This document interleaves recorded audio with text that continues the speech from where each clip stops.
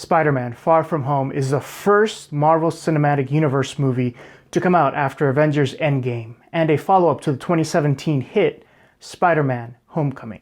Based on the trailer, Far From Home is about Peter Parker trying to take a vacation in Europe and kind of escape the whole superhero life, a goal that seems almost fruitless. The premise sounds perfect for a summer blockbuster, and sites like Rotten Tomatoes show that it could be the next big hit this summer. But sites like Metacritic show that it could be just another generic action flick. So who's right? Will it be the next Spider-Man 2? Or will it be the next Spider-Man 2? Let's find out.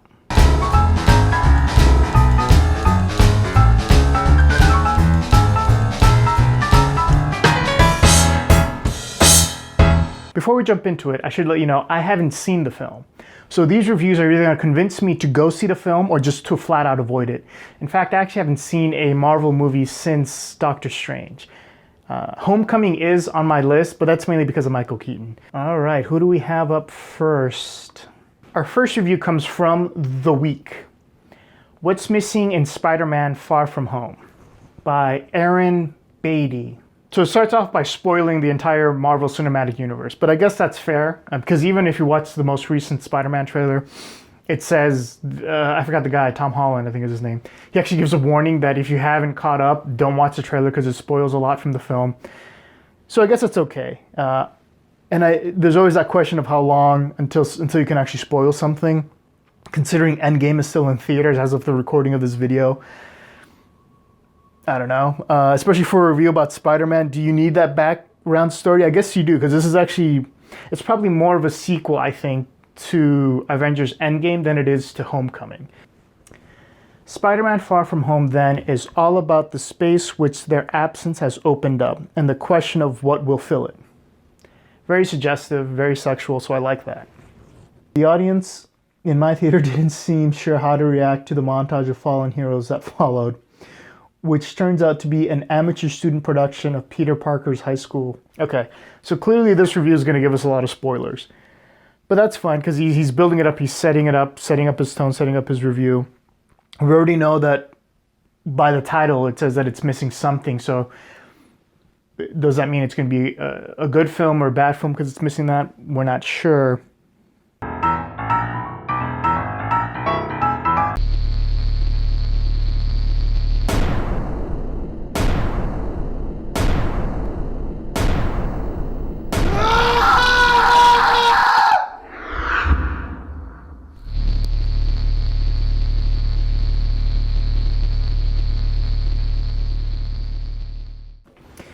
From another angle, it's worth remembering that it's always going to be Tom Holland's Spider-Man who could carry the franchise forward from the loss of the original Avengers. Like them, he fits a profile. He's a white male with a costume. Alright, so we already know where this review is going to go. Overenthusiastic and inflexible in his decision-making as teenagers are. Lacking experience and a broader perspective. Well-meaning but easily misled. But when it turns out all of the Earth's other superheroes are unavailable, for reasons which the last post-credit sequence retroactively explains, Spider-Man's inadequacy to fill their shoes becomes the movie's main problem. Okay, so I'm glad they're painting teenagers as what they are. Useless.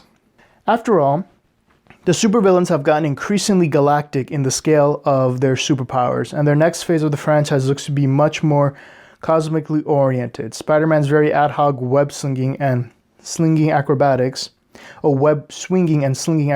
start to be completely outmatched. So that is one of the things I just noticed as an outsider. Like I said, I haven't watched all the Marvel Cinematic Universe movies.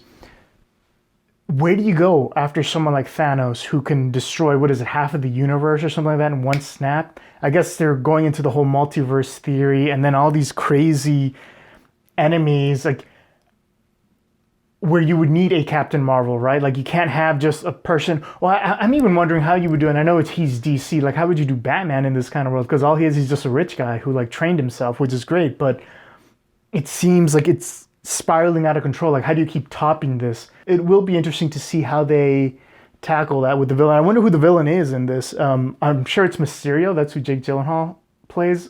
And I think Mysterio's good and bad sometimes. I watched the cartoon growing up. I don't remember it that well, but I do remember him being like back and forth. I think it's kind of like, was it Cable and X-Men and something like that? Who was sometimes good, sometimes bad. Was it Cable or Bishop? I don't know. But yeah, like the scope of the enemies has just gone huge. I wonder if they're ever going to be able to rein it in. Maybe when they introduce another hero or something like that. But it seems, I don't know. Without giving away the plot, he like gave it like 2/3 of the plot away already, because he doesn't want to spoil the ending where Spider-Man wins. I assume he wins. I haven't seen it yet. How can a sticky kid in spandex compete with flying armored Supermen who shoot lasers? Becomes its own answer as Marvel goes back to basics. Okay, so it seems like it's actually answering that problem that I seem to see, that it's like, how do you rein it in? I guess they're going to try to go back to what the essence of a hero is, and I think that's going to be good, because once you just start focusing on the powers, you kind of lose the whole idea of a hero, right? So fans will know to expect the big twist in Jake Gyllenhaal's Mysterio character. Ah, so he is evil. See, I knew he was evil. In the late 2000s, the Iron Man and Captain America movies were inspired, or at least reflected, the fading glory and dysfunction of an American empire that was trending downwards. Iron Man literally begins in a cave in Afghanistan. After all, and Captain America's antagonists tend to parallel the Bush and Obama era expansion of the American surveillance state.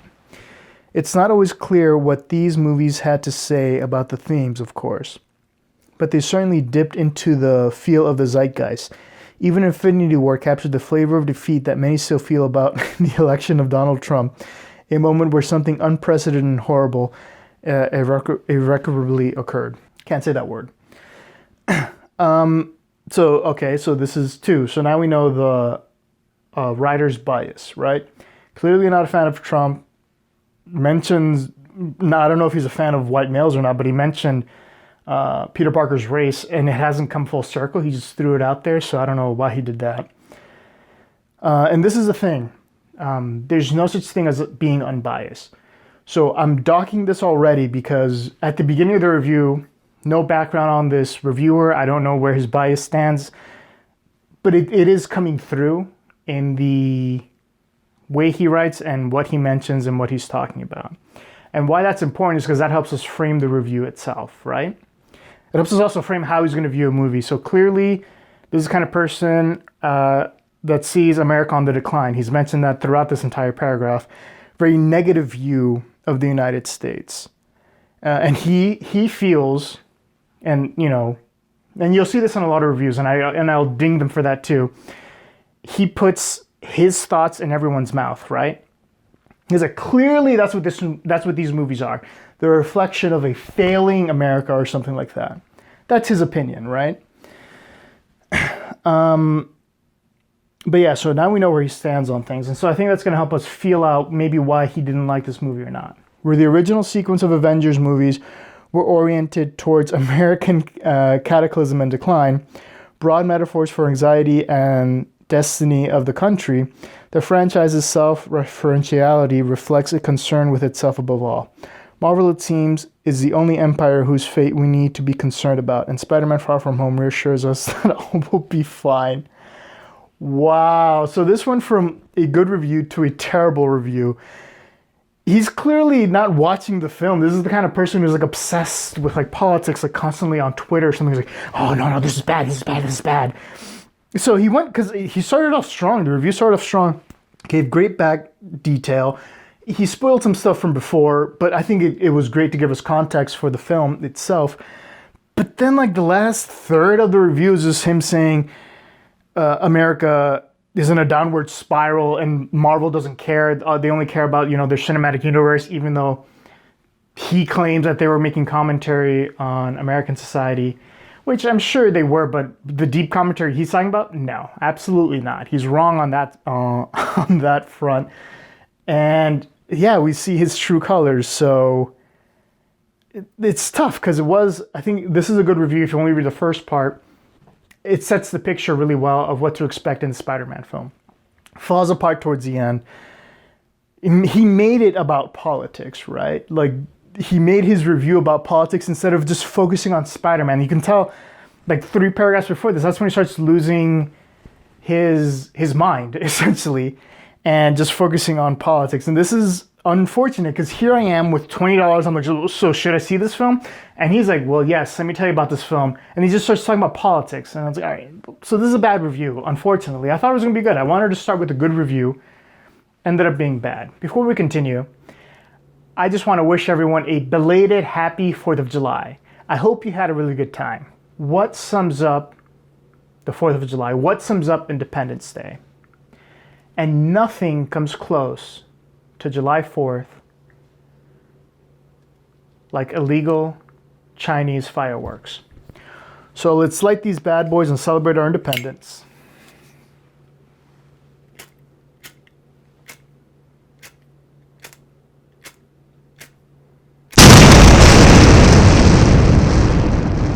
Our next review comes from Variant Comics, Spider-Man Far From Home review, spoiler-free. Already I like that, because you're letting me know what to expect in the review from the get-go. It's a spoiler-free discussion of the movie. I kind of wish I'd seen this first, because the movie's now been spoiled by that previous bad review. So let's see what Variant Comics has to say. What's up, everyone? Spider-Man Far From Home just hit theaters today in the US of A, so I'm here to give you my spoiler-free thoughts. But first and foremost, I want to let you guys know that this movie is a direct continuation for Avengers Endgame. The trailer, like I said, hints at it, but he lets me know that it is a continuation of Endgame. So if I had only seen Homecoming, this is good to know. And I like that he started with a little rhyme in the beginning too. So already off to a good start.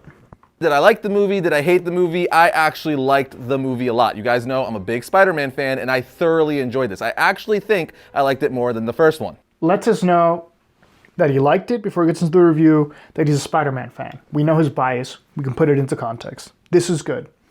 Assuming nothing out of left field comes out, this is all we would need to know, right? Now, let's say he did want to make, like the previous guy, want to make this into a political statement. If he lets us know off the bat, he's some fringe loon who's obsessed with politics, that'd be great in the beginning, because then I'd know, like, this review isn't for me.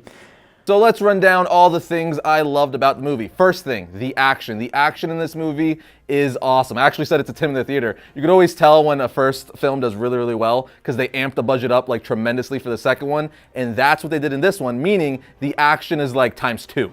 I didn't even realize that. So the previous review didn't even mention any of the action or the fight scenes. It was just focused on his craziness.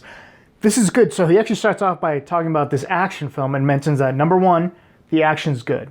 That's a great sign. Because if I'm going to go see a Spider-Man film, I want the action to be good. I don't want it to be some, like weird, sappy drama. I mean, that could be part of it. But, I mean, as long as the action's good, I don't care. As for what I can say about Mysterio and the rest of the movie, he was awesome. He literally looked ripped right out of the comics, and I loved all the special effects they used for him. It was everything I ever wanted. Again, it looked like the video games, cartoons, and comics, and that's what I'm all about, just bringing all that stuff to life on the big screen. Yeah, Mysterio, like, first of all, the fact that it's Jake Gyllenhaal, I'm a huge Jake Gyllenhaal fan. But Mysterio, he looks awesome. Like, I would see it just for him. He looks, he has the bowl thing. He looks, I don't know, he looks really cool. I like his costume, so I'm excited for that. Also, he's played by Jake Gyllenhaal. He's one of the best actors in Hollywood right now, one of my favorite actors in Hollywood, so you really can't go wrong with that. Plus, he seems super likable in real life. Dude, this guy's awesome. Like, he's hitting all the nails on the head. He, likes Mysterio. He mentioned the action, likes Jake Gyllenhaal. I'm hoping this doesn't crash and burn. This seems like a really great palate cleanser, especially after the last review. And then, of course, we have the star of the film, Spider-Man himself, Tom Holland. He is literally the perfect casting for this character. I've said it before on the show several times, but he is Spider-Man. Like, much like Robert Downey Jr. is Iron Man, Tom Holland is Spider-Man. Whoa. All right, like, I was on board with everything, but I'm on the Tobey Maguire train, right? Like, I haven't seen Homecoming, so I have to see Homecoming and I have to see this one, but that's a tall order. Tom Holland is Spider-Man? I don't know. All right. Overall, great review. I disagree with him on the Tobey Maguire, Tom Holland thing, but like, this lets me know what to expect with the characters, action, plot line, very quick, very succinct. And this guy's clearly a fan, right? Like, he's a fan of both Spider-Man, comic books, and the character, Spider-Man. So, and I didn't even plan this. Like, I just randomly picked these two reviews. Man, talk about complete, like, contrast. If I'm going to go see an action movie, I want to know if the action's good. I want to know if the actors are doing well. I want to know if it's a continuation of a story. I want to know if it does that well or not. So this was a great review. This goes in the good bin. And it's definitely a good palate cleanser after that last review. And the problem with the last review is that it started off so strong. Like, that's what's unfortunate. Like, he just let his own, I don't know, his own problems get into the review itself. We've heard from 2 reviewers, but now let's hear what the people have to say. It's literally just 10s. Just like 10s, 10s, 10s. You had occasional 7s at the beginning, but this is literally just 10s. So the people seem to like it, I guess. So what have we learned? We learned, let people know about your bias as long as it applies to your review. Be aware of your bias as long as it applies to your review. You kind of need to have watched all the MCU stuff up until this point in order to really enjoy Far From Home, because it's going to spoil a lot. The trailer spoils a lot, the review spoils a lot, and I'm sure the movie's going to spoil a lot. So make sure you're caught up. YouTubers in general, I guess, make better reviewers than, old media. Who would have known? And be passionate about what you're reviewing, right? Because when you're passionate about what you're reviewing, it comes through. And it helps you focus in on that one item instead of like just going off on these random tangents. So we have one review in the good pile, one review in the bad pile. I actually think I might see this. I'm going to have to see at least Homecoming before, right? Or I really am going to try to speed through all these MCU movies and then see if I can watch them. But this sounds like something I would actually spend money to watch in theaters. The action looks great. So I guess the reviews say go see it. Don't listen to the crazies, right? Just read the reviews. The people who actually care about the series and the franchise and the comic books, listen to those people. Just professional reviewers, I would stay away from them, especially for a movie like this. In general, they're really bad when it comes to action movies, unless it's some like artsy-fartsy action film. They're pretty bad when it comes to stuff like that, or just generic blockbusters. I don't think they understand why people go see them. So stay away from those reviewers. Go with the passionate reviewers on YouTube. No bias.